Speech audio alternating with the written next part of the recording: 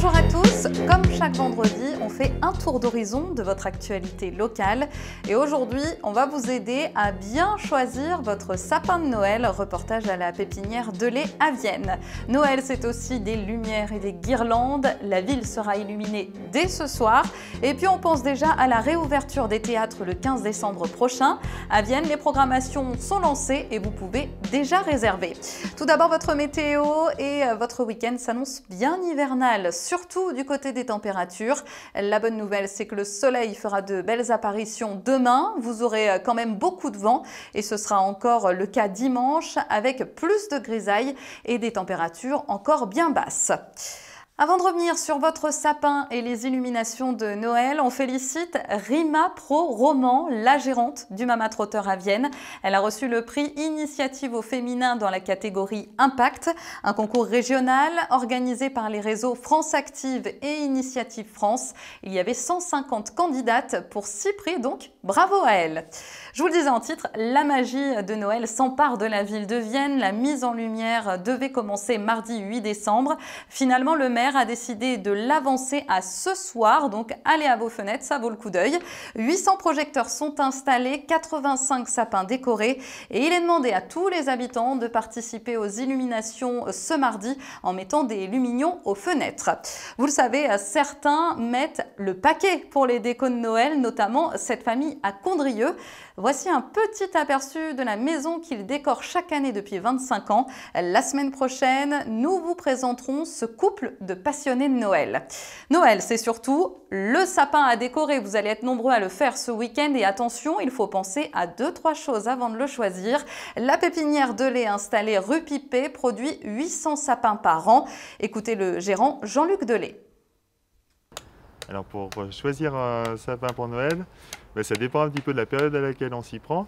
Si vous voulez par exemple acheter votre sapin ces jours-ci, eh bien, il faut être très vigilant sur la qualité de la fraîcheur du sapin. C'est ça le plus important pour bien qu'il tienne jusqu'aux fêtes de Noël.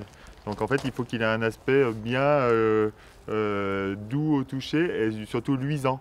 C'est-à-dire qu'il doit être un peu brillant. S'il est un peu déjà mat, les aiguilles un peu recroquevillées vers le bas, c'est pas une bonne idée. Quand on est début décembre et qu'on veut le tenir jusqu'à fin décembre, eh ben, il faut absolument choisir du sapin Norman, de l'ABS Norman, qui lui garde bien ses aiguilles le plus longtemps, quoi. Et puis sinon, après, quand on avancera dans la saison à partir du 10-15 décembre, on peut éventuellement choisir de l'épicéa. Donc voilà, l'épicéa. Donc vous voyez bien la couleur du feuillage. Donc lui, quand on fait comme ça sent bon le sapin. Celui-là, ça c'est le Norman. Donc on le reconnaît à ses aiguilles. Le dessous est argenté et avec 2 liserés blancs. Voilà.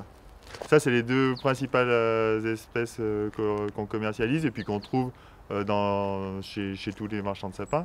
Ensuite, on a aussi d'autres variétés, nous, sur la pépinière, parce qu'on produit différentes espèces. Donc il y a le sapin d'Espagne, qui sont intéressants quand on doit les replanter, puisqu'ils résistent bien à la sécheresse.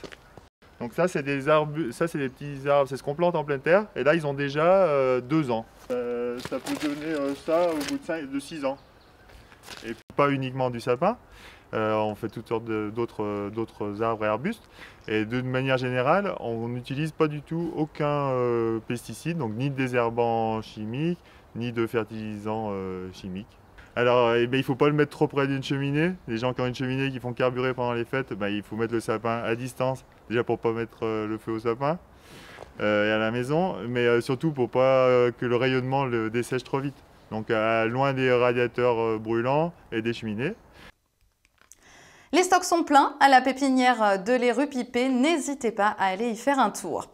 Cette semaine a aussi été marquée par une annonce. Il y aura 2 nouveaux concerts au Théâtre Antique de Vienne. Massive Attack le jeudi 10 juin 2021. Le groupe devait passer à Vienne l'été dernier. Une date de report a finalement été trouvée. Et puis Michael Kiwanuka avec le groupe Black Pumas le lundi 19 juillet. Ils étaient programmés sur Jazz à Vienne 2020 et passeront finalement juste après le festival. Les réservations sont ouvertes pour ces 2 concerts sur le site du Théâtre Antique de Vienne. Il y a aussi, on vous le rappelle, Matt Pokora le 16 juillet et Dub Inc. le 23. Ça fait du bien de reparler culture avec également la réouverture prochaine des théâtres. Ce sera le 15 décembre et déjà les théâtres viennois proposent une programmation. La pièce Sophie ça suffit sera au théâtre Saint-Martin, une adaptation libre des malheurs de Sophie. Elle sera jouée à 19 h jusqu'au 24 janvier pour respecter le couvre-feu. Et puis au théâtre François Ponsard de Vienne, la reprise se fera avec le comédien Pierre Notte le 15 décembre à 19 h 30. Avec humour, il nous présentera l'effort d'être spectateur.